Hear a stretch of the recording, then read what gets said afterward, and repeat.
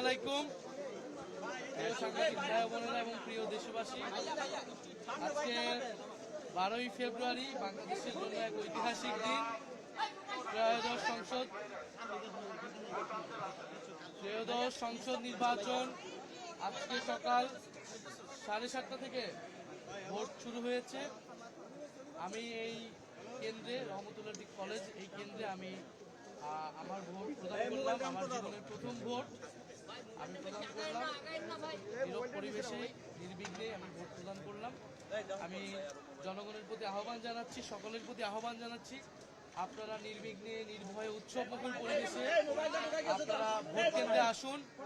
আপনারা দলে দলে সবাই ভোট কেন্দ্রে আসুন। আজকে ভোটের দিন, আজকে এই দেশে নিজেদের মালিকানা বুঝে নেবার দিন। 16 বছর সুষ্ঠু নির্বাচনের সুযোগ ছিল না, আমাদের আজকে সুযোগ এসেছে এই ভোটাধিকার প্রয়োগের মাধ্যমে গণতন্ত্রকে প্রতিষ্ঠা করার, গণভোটে হ্যাঁ প্রদানের মাধ্যমে সংস্কার প্রক্রিয়াকে বাস্তবায়ন করার এবং 11 দলের পক্ষে অবস্থান নিয়ে বাংলাদেশকে এগিয়ে নিয়ে যাওয়া।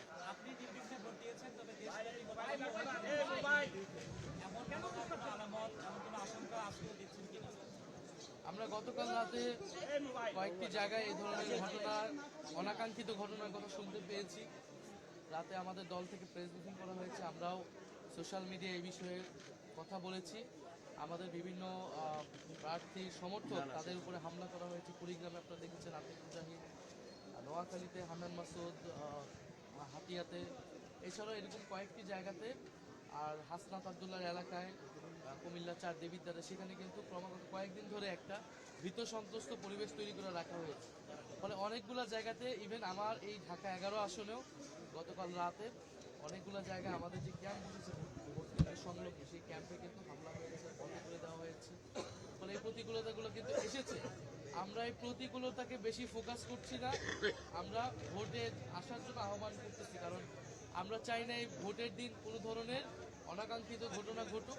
আমরা চাই মানুষ ভোট কেন্দ্রে নির্বিঘ্নে আসুক। যারা এগুলো করতেছে, আমরা মনে করি মানুষ ব্যালটে তাদের বিরুদ্ধে রায় দিবে, ব্যালটেই মানুষের জনরায় প্রতিফলিত হবে এবং প্রশাসনের প্রতি, সেনাবাহিনীর প্রতি, মিডিয়ার প্রতি আমাদের করজোর অনুরোধ থাকবে, আহ্বান থাকবে।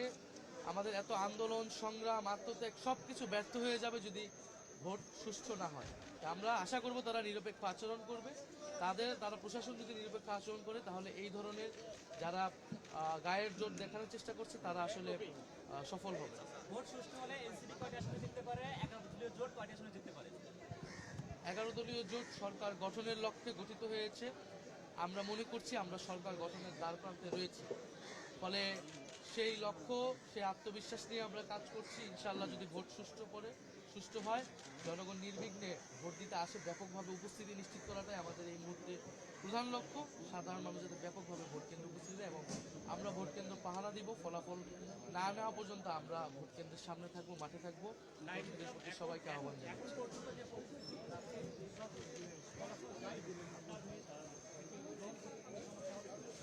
অবশ্যই আমরা জনরায়কে মেনে নিব নির্বাচন সুষ্ঠু হলে। আমি গতকাল রাতেও বলেছি, এখানে নির্বাচন সুষ্ঠু হওয়ার অনেকগুলো ক্রাইটেরিয়া রয়েছে। তা আমি বললাম, আর একদল বললো, তার মুখের কথা সুষ্ঠু বা নির্বাচন ভণ্ডুল হয়ে যাবে না। এখানে আপনারা মিডিয়ারা রয়েছেন, সোশ্যাল মিডিয়ায় পর্যবেক্ষণ হচ্ছে, সোশ্যাল মিডিয়ায় সাধারণ মানুষ কিন্তু কমেন্ট করবে। প্রচুর বিদেশি পর্যবেক্ষকরা এবার কিন্তু এসেছে ব্যাপকভাবে, প্রচুর আন্তর্জাতিক মিডিয়া রয়েছে।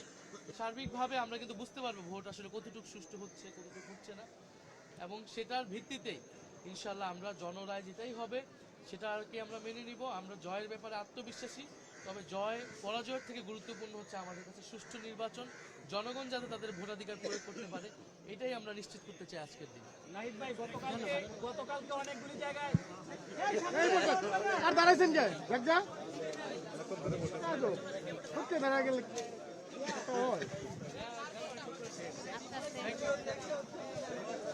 দেখে নেন, বেছে নেন, দেখে নেন, বেছে নেন।